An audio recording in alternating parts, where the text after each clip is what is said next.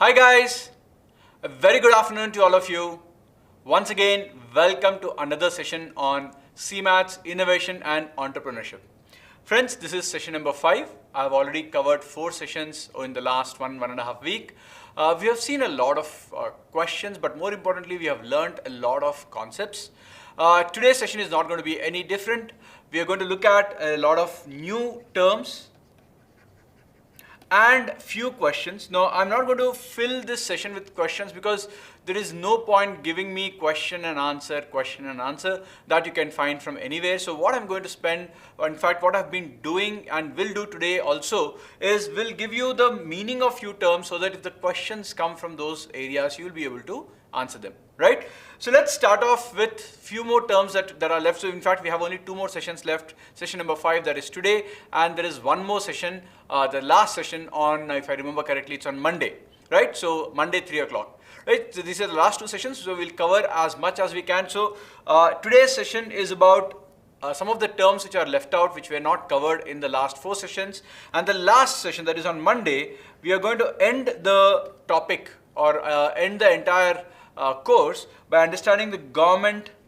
We're going to look at what are the government schemes that are related to innovation and entrepreneurship, especially in the last budget, that is in the month of February. We have seen a lot of new laws bringing into place, or new policies, and especially new avenues that the government is trying to figure out through which they can help the startups, take off, right? So we're going to cover that on the Monday session, right? So let's start the session today with one of the concepts. We spoke about a lot about business in the last session. We ended up with understanding the difference between an entrepreneur and a businessman.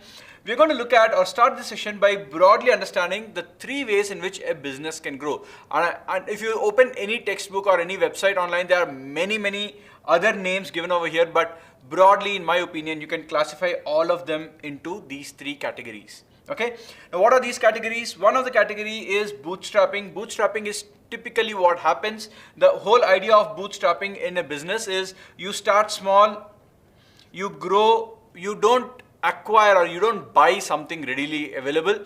You build your own products, you build your manpower, you build your capacity, you build your manufacturing capacity. Slowly you're growing by yourself. This is called as, another word also used is organic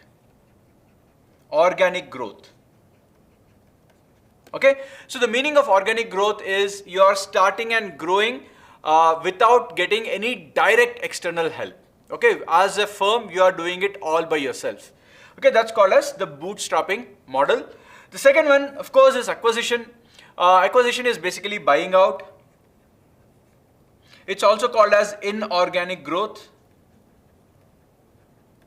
Okay, inorganic growth. So let's say that I'm a big company in technology. Let's say I'm a Google, right?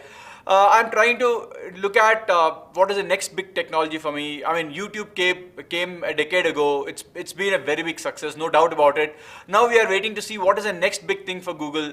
Let's say that they found a small company making a very wonderful product, and the product is, for various reasons, the guys in the Google with all their money are not able to replicate it. Could be many reasons. One is the technology might be complicated, or the other thing is it might be patented. I will talk about patents also in this session, so you'll understand what is the meaning of patent. But for whatever reason, if I am in a position not to replicate what they're doing, or if I want to replicate, it's going to be very costly, and more importantly, it's going to take me a lot of time. And I don't have time. Guys, money can be generated. Time cannot be generated. Please understand this. So people don't mind spending money if it can cut down the time. It's not just at an individual level, it is also at a company's level. So then the big company, like Google in my example, can go ahead and buy this or acquire this small company. But this is the way in which a growth can also happen. So by buying, what am I doing? I'm getting something which I did not have overnight. Overnight meaning the acquisition process might take 2-3 months. Sometimes it might take 7-8 months also. But if I want to develop something like that, it might take me years. So I'm cutting short that entire time, and this process is the process of acquiring something. So these are 2 ways. Then the third way is called as strategic partnering. Now, if the person does not want to sell, or I do not want to buy completely, let's say I am a company A and I'm interested in So company B has many products. This is the product line I am interested in. Now this company B says either buy me completely or I will not sell you, or I will, I will not sell you only this part. But company B sees some advantage in being associated with me. I also see some advantage. Of course, that's the reason why I'm trying to buy this product X, let's say. So then what we can do is we can come together as partners and say that as far as this product is concerned, we will partner together and we will grow this product together in the market, so that my competitors will not just be fighting with only B or only A anymore. It's the combination of the two of them. Our two resources together will be pulled in, at least for this particular product. So that's a strategic partnership. It could be for a single product, it could be for an entire company, whatever else it is. So basically this is in-house bootstrapping. Acquisition is outright buying of something. In between these two lies something called as a partnership. Okay, think of partnership like you're dating, you don't want to marry off the person that comes your way, right? So what happens? You meet the person for a few times, you see, is this partnership going to be going forward or not? So quite a few times, partnerships might lead to acquisitions also, okay? Priyanka, strategic partnership, look at this. Many examples, Maruti Suzuki at one point in time. So now, Maruti is an Indian company, Suzuki was a Japanese company, right? So when Suzuki wanted to sell cars in India, at that point in time, the rules were that a foreign company cannot own 100% of a manufacturing company in automobiles in India. So they had to partner with a local company, which is Maruti, and basically it was a joint venture or a partnership. Basically, I don't remember exactly, was it 50, 50, 49, 51%, but it was a partnership. So these two companies came together, and the Maruti Suzuki cars that we've come to know over the years, which have become very famous, is one example of a partnership. Yes, partnership of Voda Idaphone also can be an example of it. There are many partnerships. In fact, because of the rules in which the way in which the rules were laid some time back, almost all automobile companies that came way back in the past had to make some kind of a partnership. For example, Hero Honda. Okay, Hero is an Indian company, Honda is again not an Indian company. So when these two partnered, we have our vehicles, the Hero Honda vehicles that you guys are aware of. Right, so all these are examples of partnerships. Clear? Priyanka and Suki, yes, that's a very good example. Let's move on, guys. So these are the three ways in which the business can grow. Okay, one question coming your way, not on this, but based on the theory we discussed in the previous class. I want to see how many of you remember what we discussed in the last class. So here's 45 seconds for you. Please give me the answer.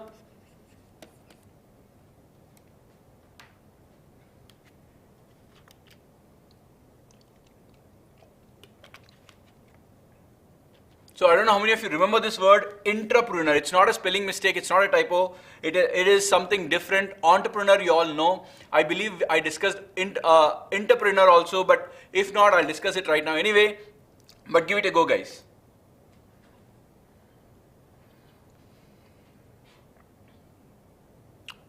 Okay, I've got two answers, two different answers. Now I will not comment, others are still answering.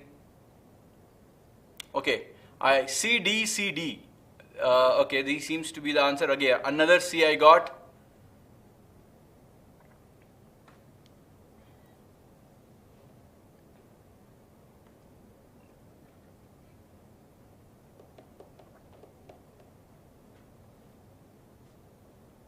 Okay, I'm getting many C's and only two D's. I got a A also. Let me first help you remember the meaning of entrepreneur. Now, entrepreneur, everybody know. All of you know the meaning of it. Entrepreneur is basically a person like an entrepreneur, but he is not independent. Okay, so what is the meaning? The idea is, look, if I have a company, let's say, like typically it happens in the best example is your Google, Microsoft. These are the best examples to talk about on entrepreneurs. So what they do is they want the next best product to come out.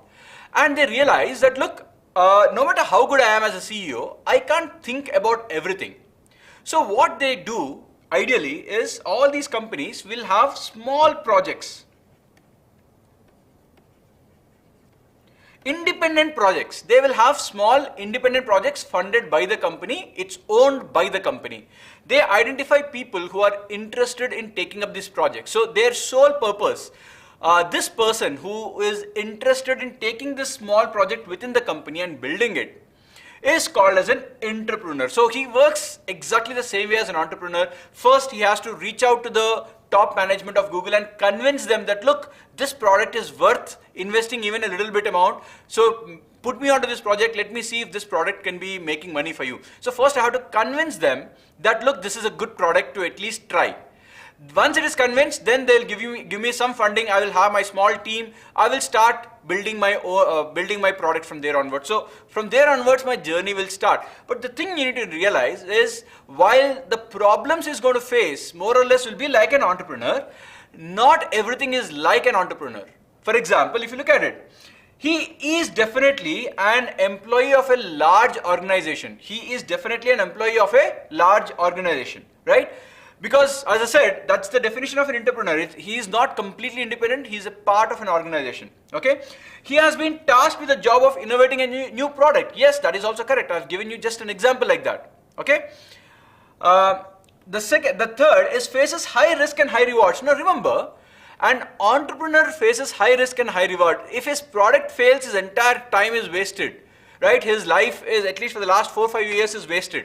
But what happens if you're talking about an entrepreneur, failing? So I am working in Google. Google is paying me. Google is paying me to try something new.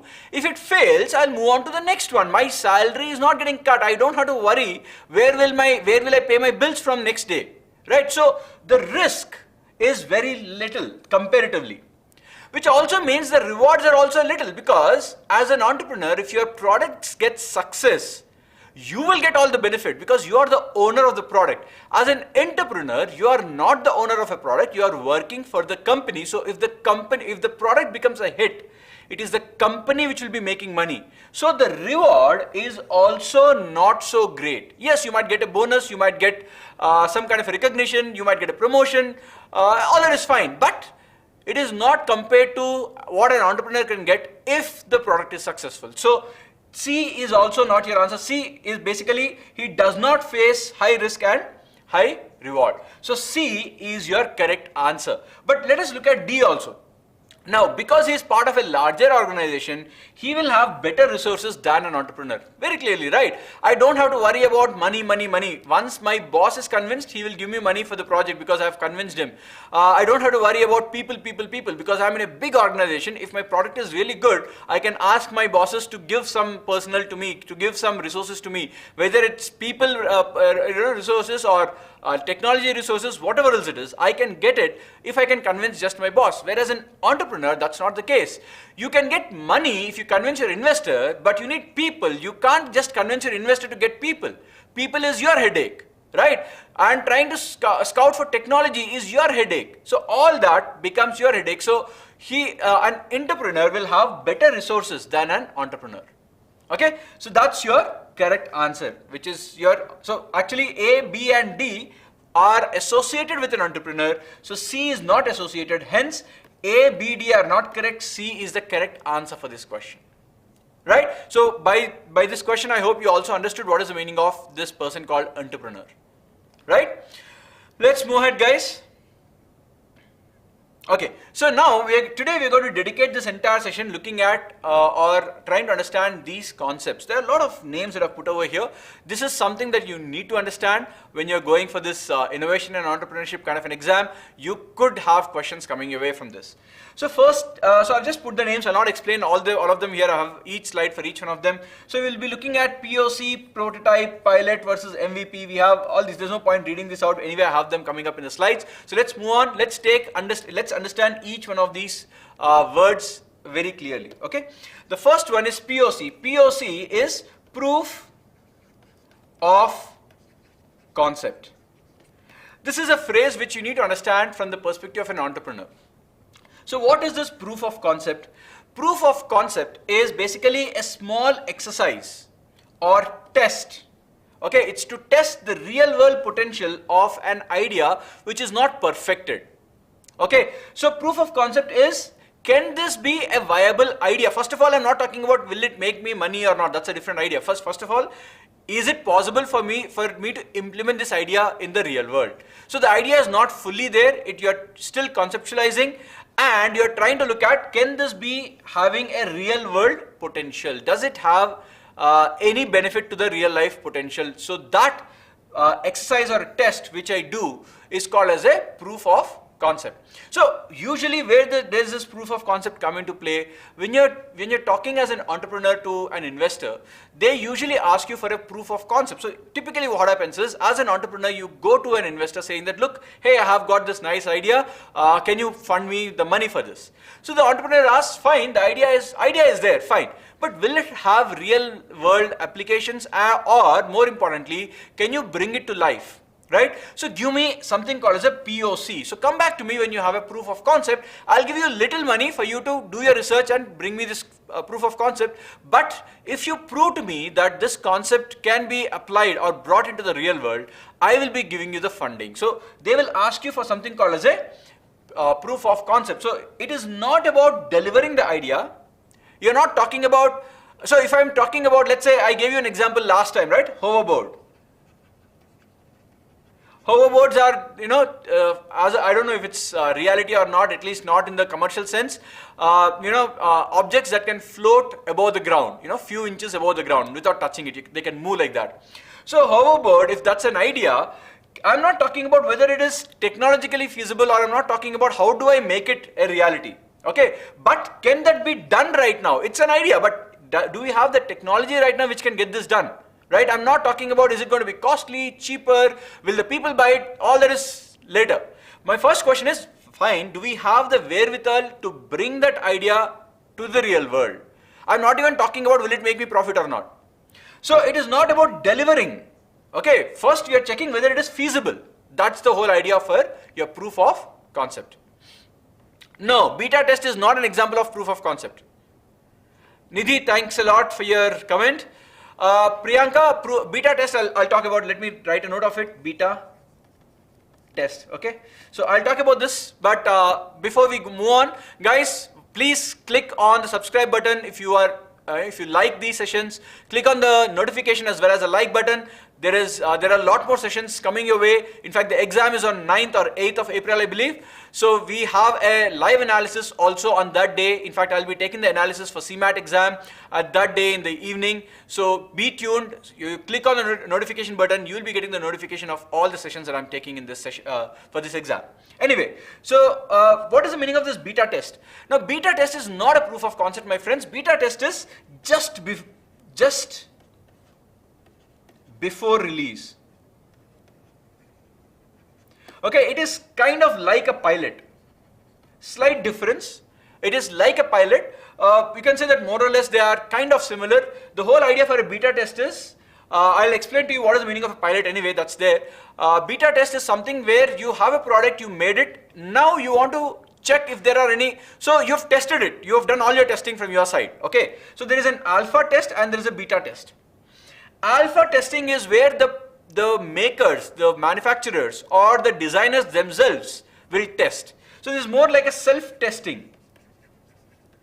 So you test it yourself, meaning not an individual. If a group of people are making it, if a group of people are making it, that group will only test it in all possible ways that they can think of. But remember, when you have 5 or 10 or even 100 people testing it, there is no guarantee that all the possible scenarios have been tested, right? Because when you release it, there will be millions of people who will be using it. So somebody might do something which might crash the system, for example. So probably these people are, they might be brilliant, but they might not be able to do things which, hundreds or rather millions of people can try doing it. Right, so this is called as alpha testing, where you first make sure that obvious mistakes are taken care of. You try to your best extent and fix up all the bugs. Then you have something called as a beta. So beta testing is basically the second phase where you now give it out to few people who are not from your group of manufacturers or designers. You give it out to outside people, but not to everybody. You give it out to few people. Okay, this is called as a beta test. right? Beta comes after alpha, it's like A and B. So beta comes after alpha. Typically beta will be for a slightly more larger audience, but clearly it is nowhere compared to what the product can do when it is selling. So beta is still restricted, smaller audience, but definitely much bigger than alpha. The audience will be much bigger than alpha. And of course, you will, again, the purpose of a beta test is before going live, you are making sure that there are no problems, or if there are any problems reported, you will correct them. Okay, that's called as a beta testing. Devesh, A-B testing is not related to this. A-B testing is a marketing term. Okay, well, if I start answering these questions, we'll be going completely away from it. But one last question I take, what is this A-B testing? Now, let me give you an example. A-B testing is basically a marketing phase to understand how an ad will perform. Okay, now it's like this. If you give an ad number 1, and you see that, okay, this ad number 1 gave me revenue of 2 lakhs. Okay, now how do I say whether this is good or bad? I don't have anything to compare it with, right? So when you're talking about A-B testing, you're trying to figure out which ad in relative terms is going to give you a better result. But then the point that you have to make is, or the point that you need to understand is, I can't do ad 1 at one point in time and then ad 2 in another point in time and then compare these two revenues which are not alike. The reason why the comparison is not perfect is if ad 1 is done in the month of Jan, Feb, March and ad 2 is done in the month of April, May, June. Now let us imagine that this is an ad for kids. Now Jan, Feb, March are typically your exam times, right? Whereas April, May, June are typically your vacation times. So probably your ad 2 is doing better in the month of April, May, June, not because the ad is so great, just because its timing is correct. So you will not be able to quantitatively determine is ad 1 better or ad 2 better. In fact, another example could be a lot of movies have not performed well despite being a good movie because they were released at the wrong time. So what A-B testing tries to do is it tries to keep all the parameters same and then it will compare the results. It is not one after the other, it is simultaneous testing for similar audience, similar timeline, similar budget. So everything will be more or less comparatively equal for both. Then they will check the result and they say which ad is doing better. That's in simple terms the meaning of A-B testing. Okay? Is that clear, Devesh? Now, if you get into the depths of it, there's a lot more to it. I have given it to you in the most simplistic terms. You'll anyway learn, because guys, if I sit here and start teaching you marketing, then I'm taking away the job of your professor in the B school. So that's not the purpose of the class today. So I'm trying to make it as simple as possible. Yeah, see, Aurora, running a test with different variations, the whole idea of A and B itself is there are two different ads, na? So there is variation automatically. That goes without saying. You have to check which ad is performing better means you are trying to see which variation is better. It goes without saying that they are not same. But the parameters on which they are put forward are all same, but the content itself will be different for both A and B. Fast second strategy. Shinaz Ahmed, with respect to what are you talking about fast second strategy? I am not able to understand that. Okay, frankly guys, I will not claim to say that I know everything that you're asking me out there. So there are certain things I might not have heard of. So you have to give me the context for me to understand, right? Let's move ahead. Okay, so the next thing is prototype. Now prototype is typically comes after your proof of concept. Okay, so what is a prototype? This is now we are talking about implementation of the concept. Okay. So we are talking about implementation, so visible, tangible or functional manifestation of an idea. Okay, so you are talking about an idea now bringing to fruition. You are trying to build something where the idea is now implemented. Okay, so that is called as a prototype, and prototype is always, it is tangible, visible, right? It's basically an output that you're trying to see whether it's output of an idea, right? That's what is called as a prototype. Typically it is used when you have a concept or a hypothesis about a solution, but you're still uncertain about how it looks, feels. So typically, so if I say I want a I don't know. So let's take, for lack of examples, I keep going back to this hoverboard. Probably I love this idea of hoverboards a lot. So now this idea is there. I say that, okay, the technology exists that it can float a vehicle. But now when I say, okay, so there are two different things. Idea, then I say technology exists to make the vehicle float. But I want to see how the vehicle will look. So now once I put that technology into a vehicle and make the vehicle, how will it look? That is called as a prototype. Now I'll make a single or one or two objects like that, and this will be typically handmade. These are not made in a manufacturing assembly line. Typically the designers, manufacturers or the concept builders basically sit handmade item that they make, and they present this to the board of directors or somebody or the investors to say that, okay, look, this is how the product will look. And then they will be working to make sure the prototype, once it is approved, once it gets the recognition of at least the board or the people who are giving them the money, will now take over and then becomes the product. So once the prototype is used, tested, all that is done, when the basic problems are sorted out and the prototype's working, then you'll start putting it in the assembly line, which is basically the production happening. Okay? Right, Kartikeya, yes, prototypes are used not just in Auto Expo. Auto Expo is the biggest example. You can see all kinds of, so you see the concept cars, you keep seeing, right?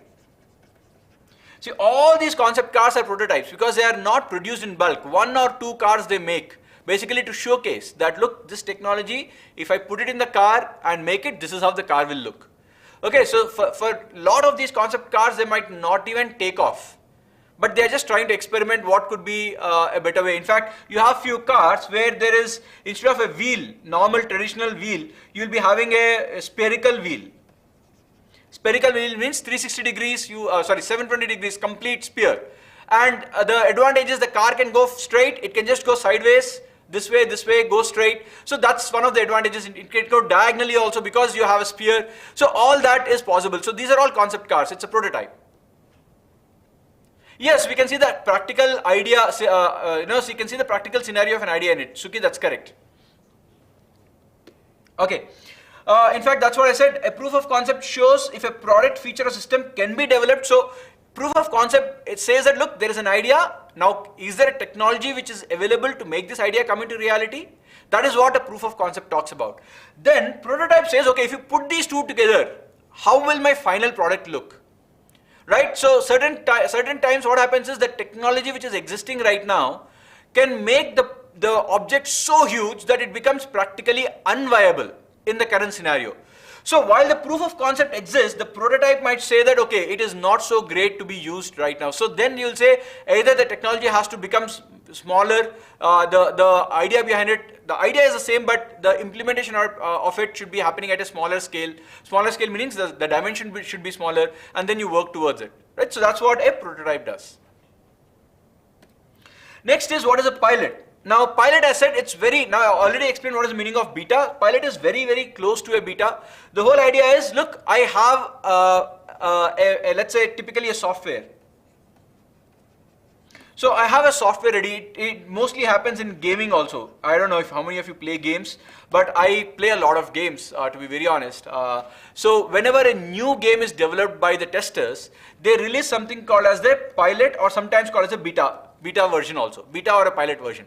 So basically the whole idea is this access will be given only to few people in a small locality, and they are not from the company, they are outsiders. That's why I said they are very, very close. Beta and pilot are kind of close to each other in terms of meaning. And they release it out saying that, okay, if there is a problem, you please tell us the problem. So the whole idea over the beta testing or the pilot phase is to make sure that there are no more glitches. You are resolving as many glitches as possible when used by random audience. So the people who will be selected are not the people with always tech background. They will take people with tech background, without tech background. So all kinds of people will be there in your pilot and beta. Because see guys, if you know how to use a product, you might not cause it to fail because you know the right way to use it. But not necessary that once you sell it, everybody knows how to use the product. So what if I give them a software technology, the person does not know how to use it, and he gives some random commands which the software is not able to understand it, and it hangs. So that could be a real life scenario which a a programmer will never do it knowingly, because he knows subconsciously that if I do this, this will not work out. So while I'm supposed to test it, subconsciously I know it's not supposed to be done, so I don't do it. So that is the reason why alpha testing is not perfect, because people know what to expect, what not to expect subconsciously also. But when I give it in the beta testing phase, I give it to people who do not know how to handle the product also. In such case, the most random entries will be done, and I will take a look at all the errors that could be happening because of random entries, which an alpha testing might not be able to bring out, right? So that's basically more or less the meaning of pilot. Thankfully somebody asked about beta, so I explained more or less about pilot and beta there itself. Okay, so basically you see whether a product is ready to be launched at a larger phase, right? So you're talking about, can I now say that all India it's ready? So before I go to all India, I might release it only in one state or one district, right? One district, and then probably go to a state, because I can have better control on who is using it, smaller audience relatively. Then I can say that, okay, if I give it out, let's say I'm currently in Bangalore, so if I say Karnataka, I will give it out to the entire Karnataka population, but only Karnataka. So instead of giving it out to the 130 crore population across the country, I might do it only for a few crores of population here, where I can control faster and better. Then if I test it out for, let's say, a month or 2 months, I can figure out all the issues that are there, solve them, and then I say, okay, now I'm satisfied, I will roll it out to the larger audience. Now, despite that, there is no doubt that it will not crash. It will still crash. Today we can see every once in a while your phone crashes, every once in a while your Windows crashes. It happens, but that is even after extensive testing it happens. So that it does not, so pilot testing successful, beta testing successful does not mean that it is error free. It's just that you have limited most of the errors. Okay. So let's go ahead. Yeah, so other thing is, sometimes you can also get a sense of success or failure. In fact, lot of times it so happened that a pilot was not successful and hence led to the closure of the product. So when I started, so pilot, see beta typically, one difference you can talk about, beta typically is kind of free. Beta usually is not very costly. They sell it. They don't sell it ideally, they will give it to people who sign up for beta for free. Pilot could be a product released, but you might have to pay if you want to buy it. And that's one of the small differences you can talk about pilot and beta, right? So when I release, so let us say that I want to produce, I have a very good technology, I made a very nice product, but I'm not sure whether everybody will like it. So what I'll do is, if I say the product is worth 5,000 rupees, now, if I want to release it across the country, I have to produce it in lakhs, and I have to make sure that every state, every district, my supply channels are there, my product is available everywhere. But I'm not sure. So what I might do is, I might say, let me try it out in one of the metro cities. Okay, depending upon what kind of a product. If it's a product which is like, which is something which I expect people to use from the metro cities, let's say I take Bengaluru itself. Okay, now I might release it in Bengaluru and see how it performs in terms of the product taking off for the people. And if I feel that the response has not been that great, I will try to reduce the price from 5,000 to 4,000 or something like that, and still the response is not great. It means, for whatever reason, the people in Bengaluru are not really accepting the product. And Bengaluru being not just one type of people, you have different cultures over here. You have people from Tamil Nadu, you have people from North, West Bengal, then East, West, South, you have all kinds of people here. So when you have a mixture of people and still it is not able to take off, then there's something wrong with the product. I might think a second time before releasing it to all over the country. So pilot will sometimes also helps you understand whether a product can be a success or a failure. The next thing is an interesting concept called minimum viable product. Now what is this concept of minimum viable product? So usually this phrase is used in the tech domain. It's used in the tech domain. This is a very interesting idea, and this actually I have been a part of a couple of tech companies where this was done. I'll give you an example of a minimum viable product. So let us say Swiggy, we all know Swiggy, right? So let us say Swiggy, initially when they started off, they used to have a chat box where humans used to sit. They used to chat with you, you can call them, they will answer your queries. Now if you notice, it is AI driven today, right? But the whole idea for Swiggy was, can this AI substitute my manpower and take care of the problems without intervening of humans. So what they tried to do, or what they did at certain point in time, is instead of directly jumping from human interface to an AI interface, they tried to see something called as a minimum viable product. So basically what it means is, I will try to put, for the customer, it appears as if it's an AI. So what is my purpose? My purpose is to see, will this idea that I'm talking about, implementation of AI, solve my problem of having too many people handling chat? Right? I have to have a huge manpower to handle these chats. So can this idea of AI solve my problem? So the idea is, will this AI be acceptable to the customers, or do they always want to talk to a executive? So that is the uncertainty that I have right now. So I want to test that. I'm not worried about AI can be built or not. My worry is, I can spend money, I can spend resources to build it, but if I build it and the people say that, look, I don't like a robot, or I don't want to talk to a robot, I always want to talk to a person, then my robot is useless. So first what I'll try to do is, I will try to keep the interface, it will look like an AI interface, but the back end is hollow, it's actually people. And when you as a customer are trying to talk, you will feel as if you're talking to a robot. So the whole idea is, without making the full product, because the AI part is where the huge amount of resources and money are required. So without knowing the customer's acceptance or not, Swiggy will not want to put their money and resources in it. So they will test it out, and if the people start accepting the idea that, okay, I'm talking to a robot but my queries are getting answered, then Swiggy will put money to invest money to make sure that, okay, now I'll design actually a robot which will behave in this fashion, because people don't mind talking to a robot.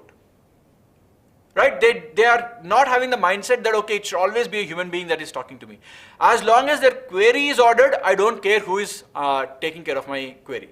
So if that is what the acceptance is, then I will put money, then I'll take out these people, I'll actually put the artificial intelligence network over here, then I'll go forward. So this shell kind of a idea where only one part is shown to the customers, the back end typically is not what you are claiming it to be, because making that actually is much more costlier and time consuming, so you want to test it out.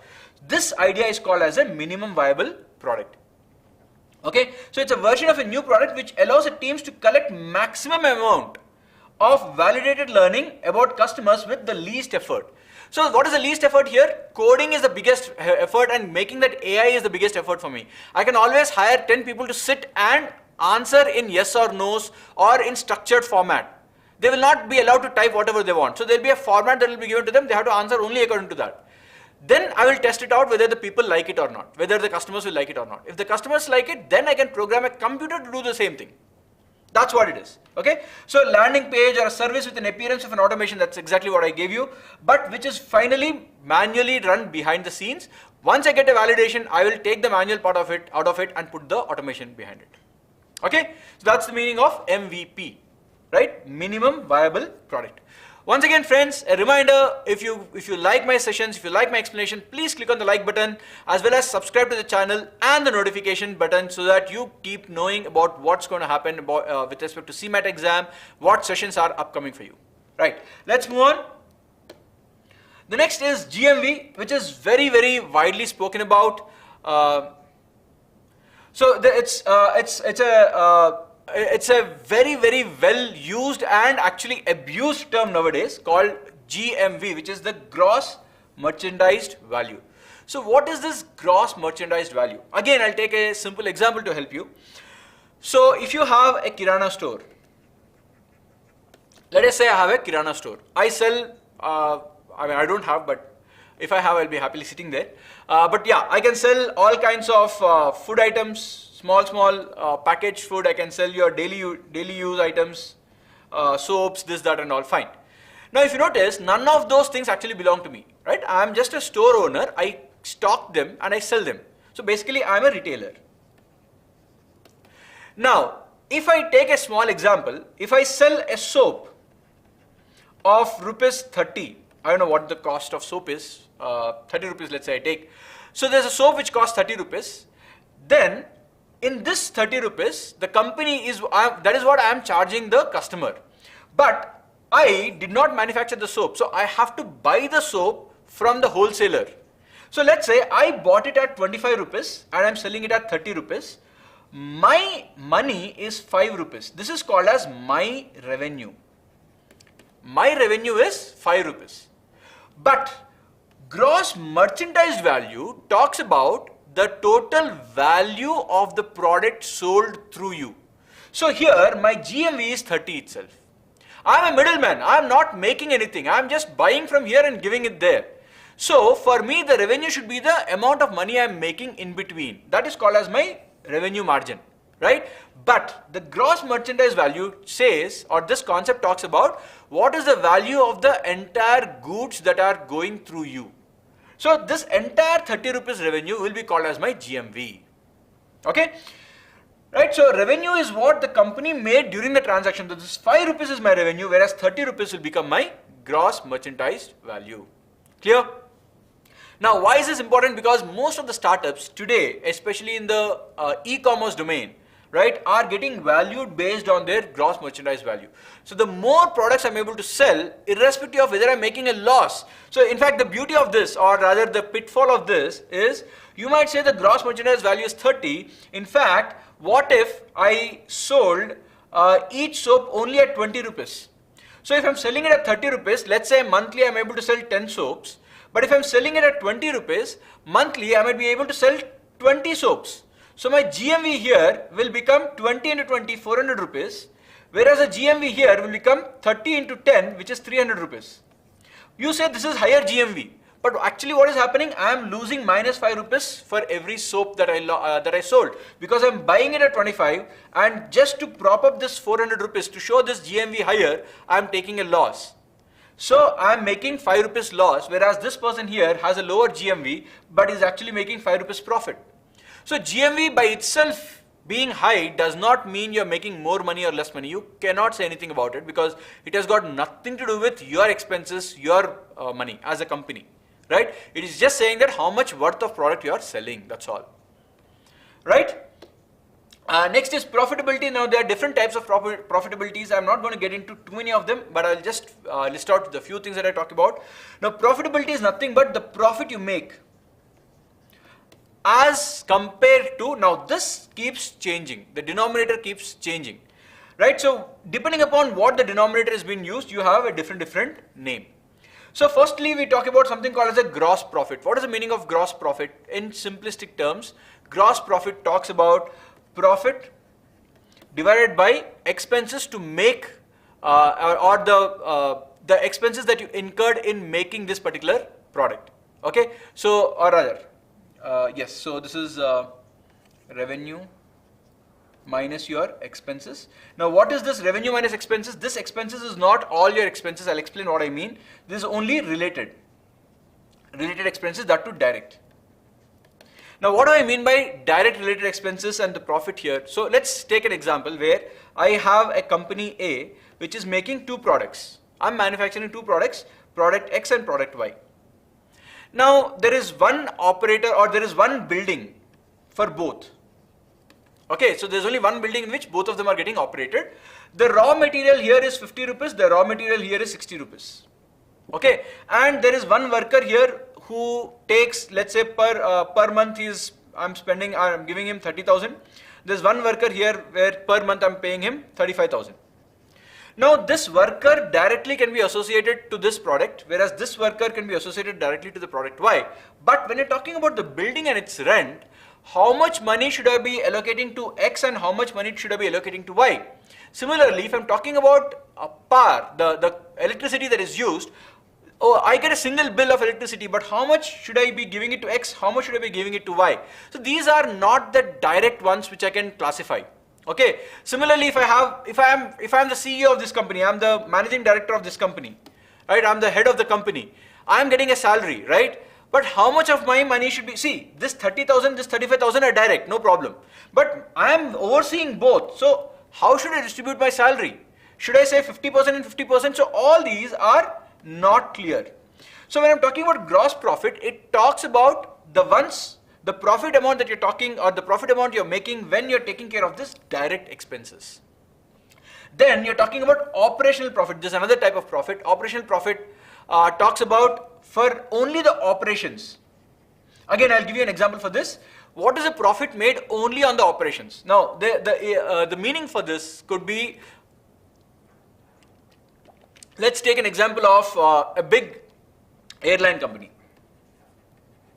Okay, let's say I'm starting an airline company. You all know that aeroplanes cost a ton, a huge amount of money. So let us say I spent 200 crores. That's actually a small amount when it comes to airlines. But yeah, let's say I spent 200 crores buying my airlines. Right? I spent 200 crores buying my airlines. Now, once this airlines, let's say I bought 5 flights. I don't know what is the cost of a flight. I'm just assuming it's 40 crores or something like that. So let's say I got 5 flights. Now, when I'm talking about operations, it does not talk about the cost of the planes. It talks about the plane starting from point A, going to point B, taking people and dropping them off in point B, paying the expenses for your airports, staff, fuel, all these are called as operational expenses. So to run my company right now, without worry about purchasing of things. Purchasing of things means the airline or the aeroplane is already purchased. I don't keep purchasing it for every trip, correct? It's once it is bought, it is bought. But for every trip, I want to give them meals or food items. So that's going to be part of my operations, right? Fuel gets consumed again and again for every trip. That's a part of my operations. I have to pay salary for my staff. That's a part of my operation. Cleaning for the aeroplanes, maintenance for the aeroplanes, all these are called as operations, right? This is a fixed cost. So operational profit talks about, if I just say revenue for this trip minus the expenses for this trip without counting these fixed costs, without counting about these asset costs, that the cost that I spent in creating this asset, that is called as your operational profit. So if I say that, okay, this aeroplane I've bought, I spent a lot of money, that's okay. But first of all, if I run this aeroplane, is it making money or not? If it is not able to make money, then why should when will I ever pay back this 200 crores? When will I ever get back the 300 crores that I invested? If it is making small profits, slowly I can say that over a period of time, I might recover this entire 200 crores. But here itself, you are making a loss, then I will never get that back. So this could be a bad investment for me, or this could be a bad proposal for me. So I will not be getting into it. Right? Then you talk about EBITDA. So EBITDA and EBIT and PAT are related to each other. So let me explain each one clearly. EBITDA means earning, that is profit, earnings before interest,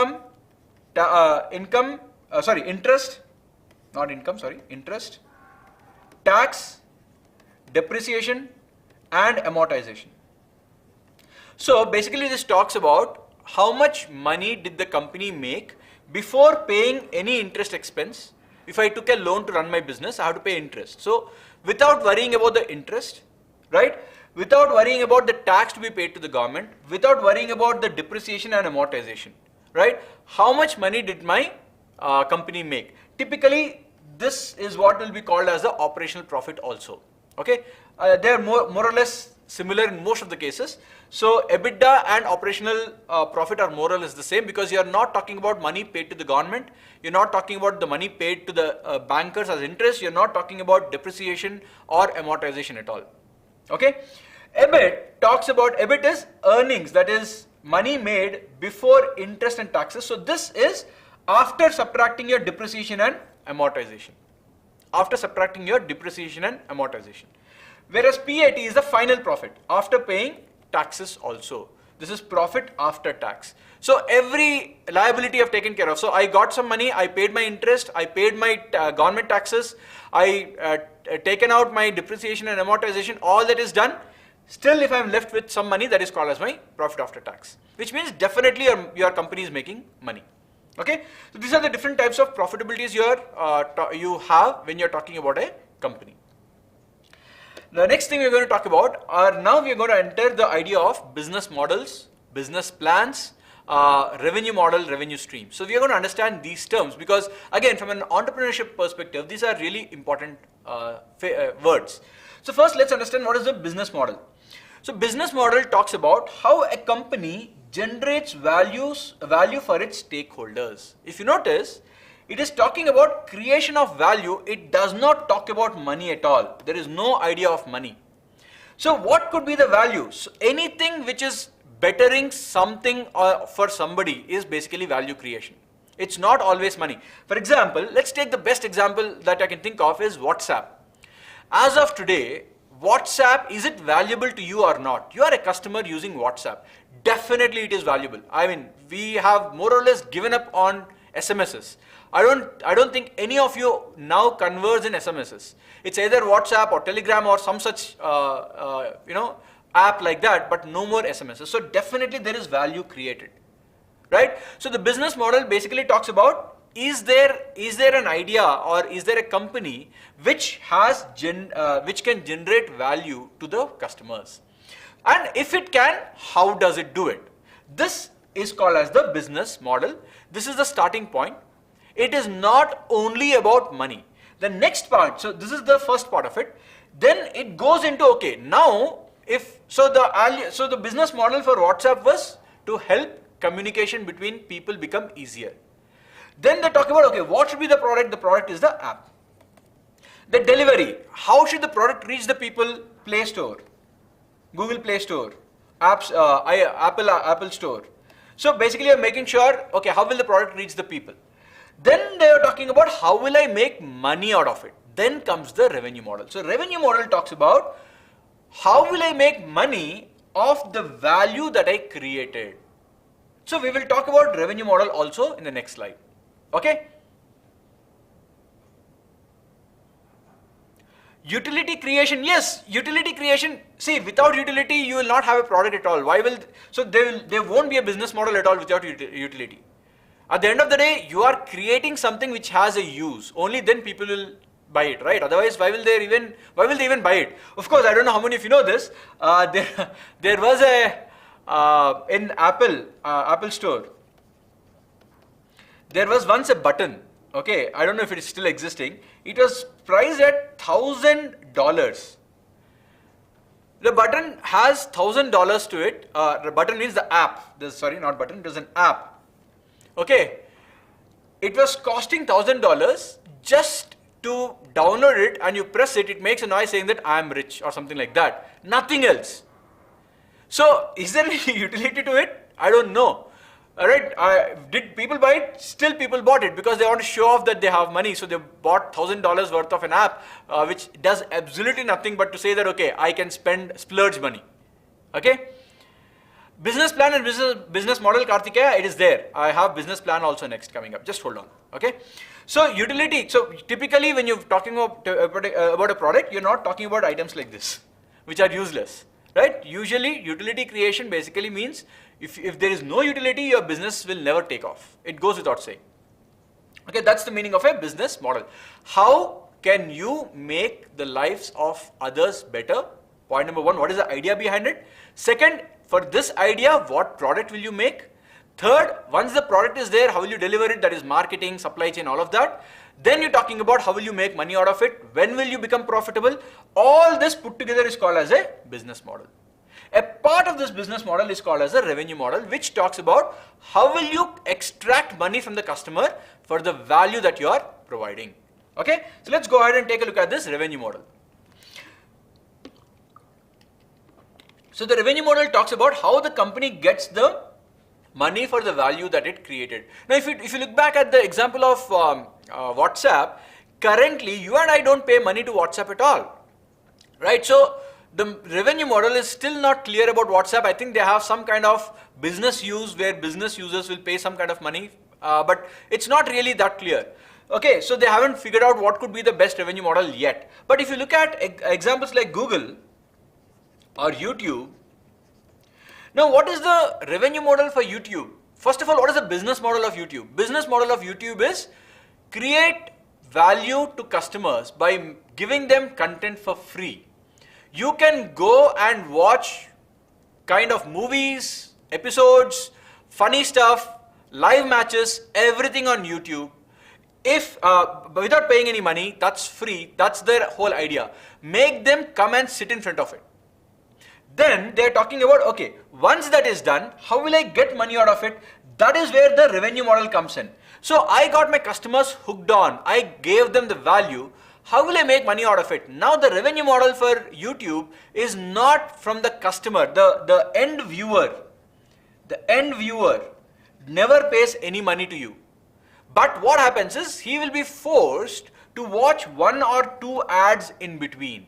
And it is the ad creators who will pay you money for displaying their ads onto the YouTube platform. Right? So they are talking about not taking money from the end viewer, but making sure that the ads are displayed to the viewers, and the people who want to show the ads will have to pay Google. That is the revenue model. Right? So this is basically the difference between revenue model and business model. Revenue model is actually a part of the business model. Business model is much more than that. Revenue model typically talks about how do we make money out of it. Okay? So it could be, okay, so for example, it could be a subscription based model. I can offer my product. For example, there are like your Savan and other song apps, right? So you don't buy it outright, you subscribe. The downloading is free, but you subscribe month on month. So that's a subscription model, right? So that's a different model of revenue. Whereas some apps, they say you pay money, download, and then you can do whatever you want with it. That's basically one-time purchase. So there are different ways in which people will ask you to pay money, or companies will ask you to pay money. That model is basically what is called as a revenue model. Okay? Next is something called as a business plan. Now business plan, basically it's a document. Document means it's not always a paper. It could be a Word file, it could be an Excel sheet, whatever else it is, or a PPT for that matter, which describes how a business is supposed to be run going forward. Okay, usually for a startup, it defines the objective and which goes. So basically a business plan is a tangible representation of business model. So the business model that you have, which talks about everything, when done verbally or conceptually, that's basically a business model. When you put it in writing, when you put it in a very chronological way, a very easy to understand way, in a document, basically it becomes a business plan. It includes financials for the next few years. You talk about, okay, how much money will I make? Because of course business model has revenue as a part of it, expenses as a part of it. It's very important for you to get your funding if you are an entrepreneur, or a loan from a bank, because the bank wants to know, if I give you money, will you be able to repay it back to me? If yes, how many years or how many months will it take for you to give the money back? So I need to know what are your projections. I need to know what is your growth idea. I want to know what is your profitability. Right now you're making a loss, that's okay, but will you become profitable in the future? And if yes, what is the future? How much more money can you make? So all this becomes a part of your business plan. Right, Karthikeya, yes, Ritesh is saying YouTube also has subscription. That's a new revenue model they've spoken about, they've introduced in the last, I think, 6-7 months. I've been a YouTube subscriber. That way you pay about 130 rupees or 140 rupees per month, and you get ad-free music. And there are a couple of other benefits also. I can close my phone and the music still plays. There are nice things that happen when you do this in YouTube. So YouTube has also gone into subscription mode. Yes, you're right, Ritesh. So yes, that's added revenue stream for them. Right? Okay, so this brings to this new word, revenue stream. Revenue stream, like a stream is what? Stream is a flow of water. So where all the revenue can come from is basically called as a revenue stream. So YouTube has 2 or 3 revenue streams. One is subscription. The other revenue stream could be through ads. Okay, and so on and so forth. So it has revenue streams like this. If you talk about Apple, what are the revenue streams of Apple? First is product, next is services. The product and the services that the Apple gives it to its own customers. Then it could be App Store, or each one is a stream to give money to Apple. So this is called as a revenue stream.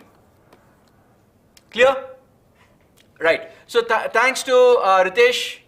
I've also cleared this revenue stream. I kind of forgot to put that in the PPT. So good of you, Ritesh, to point that out.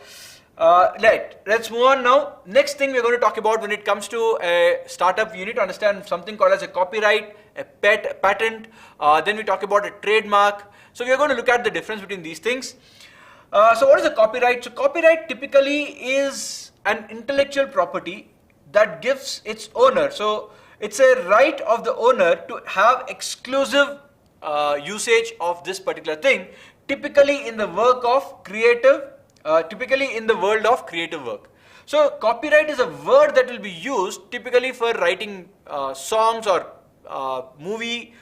typically novels, or even movies have copyrights actually. So this basically says that if there is an idea in the creative world, the problem why, I'll explain to you why this copyright happens typically for a creative world is when you're talking about creation, right, an idea, you can't say that this particular idea cannot come to anybody else. Okay, so, but then you were the first to bring that idea, so there should be some protection for you. So it's called as a copyright. So it's given for creative work, usually for a limited amount of time. It is not done forever. Obviously, right, you can't say that this idea came to me, so nobody should ever use it ever again in the history again. It can't happen like that. Okay, so the creative work may be literary, artistic, educational, or musical, or any other. All of these are creative forms. So you can have copyright for any of these. Okay, it is intended to protect the original expression of an idea in the form of creative work, but not the idea itself. So remember, you cannot, I go back to the word that I just said, you cannot say that this idea should not come to anybody else. That is not what copyright is. The copyright is, okay, the idea is there, manifestation of the idea in this particular way is what is protected. For example, you can't say that murder mystery is copyrighted. And there are so many murder mysteries. But a murder mystery in this fashion, that is a copyright. You can't say that nobody can write murder mysteries. That's not possible. Right? Okay, Ritesh, time limit typically is author's life plus 70 years. Again, this keeps changing from place to place or country to country. Shiba, paintings, I mean, you can't, copyright of a painting means, yeah, you can't repaint. Even if you repaint, how will anybody buy, why will anybody buy it? Right? If there is Mona Lisa, there is only one Mona Lisa. There are enough replicas of it, but they're all be called as Mona Lisa's replicas, right? But there's only one Mona Lisa which is there in France, Louvre museum, I guess, art museum.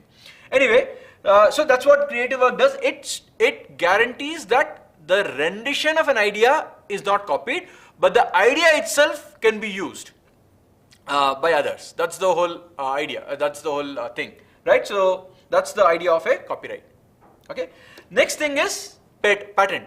So what is a patent? Now patent is similar to a copyright, but this time it is for this is for inventions. This is for typically it is for tangible things. It is for tangible things which are non-creative in nature. Okay, typically I'm saying. Okay, when I say non-creative, I'm talking about see, invention is creative at the end of the day, right? So that's not what I'm talking about. I'm moving away from literature or the arts, the fine arts kind of side. I'm getting more into technology and science now. Okay, so typically patent comes in this domain. Once again, the idea is same. The whole process or the reason for this patent is same. If I am spending my life's time, effort and money in making something, somebody should not be able to copy it tomorrow morning and then make money out of it. Right? So then why will I spend my time and energy in inventing something new if somebody can just copy it off? So to protect that time and effort and money that I'm spending, I can patent my product in the way in which it is and then sell it, and only I will be able to make money, not anybody else. Okay, that's where patent comes in. Once again, a patent protects the idea. So here, the idea itself is protected. So if I talk about somebody, so in fact, you would have heard about this news. There is a foldable the foldable technology. So somebody who thinks about it first can go ahead and patent the way in which the technology can be existing. Alright, so that's basically you're talking about a patent protects an idea itself. Sometimes it also protects the process that makes the idea a reality. For example, if you look at pharmaceuticals, the drug manufacturers, drugs, when I'm not talking about narcotics, okay, this drugs are basically pharmaceuticals. So synthesis of molecules. This process can be patented, saying that okay, if I mix this and this in this particular fashion, I'll get this end product. Your end product cannot be patented. right? Because this is not the only way in which you could probably make an end product, but this process is patented. If somebody else can figure out another way of making it, they can still do it. But your process is patented because that is unique, that you have discovered, right? So, or invented for that matter. So that's the way in which patent works. And the last one or two things, I think we are already beyond the threshold of 1 hour, so I'll just take one or two small things. Trademark and trade secret. So I'll end with these 2 points. So what is a trademark? Trademark is basically a word, phrase, or a symbol that identifies and distinguishes the source of goods, one party from the other. I'm sure all of you know what is a trademark. They'll have a small T on top of it. It could be a logo. It could be a phrase. It could be anything which distinctly identifies a product with it. Okay, so nobody else can copy it and say and use it for their own product. Okay, so that's basically called as a trademark. The last thing is a trade secret. Now, trade secret is very interesting. This does not have protection by law. There is no law that can protect a trade secret. So first of all, what is a trade secret? A trade secret is something which a few people know and it is not widely known by the others. But there is no protection for it per se. Okay, if somebody can copy it, they can copy it. But it's like, typically it's a secret, right? Secret means only few people know and others don't know. But if others come to know, you can't say, go and sue them, or you can't say that, okay, how did you come to know? I'm going to sue you in the court. You can't, because your secret is not protected. But one thing that trade secret can do is, if you register a trade secret, the owners take responsibility to keep it a secret, but more importantly, it gives the owner the right to restrict others from disclosing it. So let's say a typical example is your Coca-Cola, they make a lot of fuss about the recipe, how they make the drink, while you can argue about it. At the end of the day, it's sugar syrup. But yeah, there is a lot of halla about their recipe being a secret. Similarly, it goes with a lot of food chains also. Book symbols come under books come under copyright. Book symbols come under trademark. So if you're talking about publishing house, a publishing house symbol come under a trademark. Okay, small r is registered. Small r is registered. Okay, that's a different thing. Anyway, so getting back to this. So if the idea here is, when I say I am somebody who has a particular recipe, right? I'm a food chain, I have a particular recipe. This way I make my food, it is absolutely tasty. Now there is no way in which I can stop others from making the food in the same way. But the point is, I will not disclose how I'm making it to everybody else. And the beauty of this is, if I register my trade secret, while somebody might be brilliant enough to understand what I did on their own, if they figure it out on their own, then there's nothing I can do. But I can stop my employees to go outside and talk about it. So I will have a reasonable power to stop others from disclosing it, who worked with me. So if somebody came from my competitor to know what my trade secret, goes back and then divulges it, I can sue this person for sure. So that's what trade secret is all about. Okay, and last is a license. What is a license? License is basically, it is granted by a party to another party. It's an agreement of element where, so it's like this. I have a copyright of a book. Now a movie director wants to take this book and make it into a movie. He can't do it directly because this artwork belongs to me. He can't use the same story. So what does he have to do? He has to come to me, take the license, the permission. So license is an agreement where I have the legal ownership of something and I am letting you use it. Such a thing is called as a license. Right? So guys, this is basically what I had in store for you today. We have discussed a lot of theory, barely one question we were able to do. In the next session, we're going to take a few questions and end with a lot of knowledge on government ideas or what is the government doing in India, especially Indian government, to help the startups. Right? Thank you guys and see you in the next session on Monday, 3 p.m. All the best.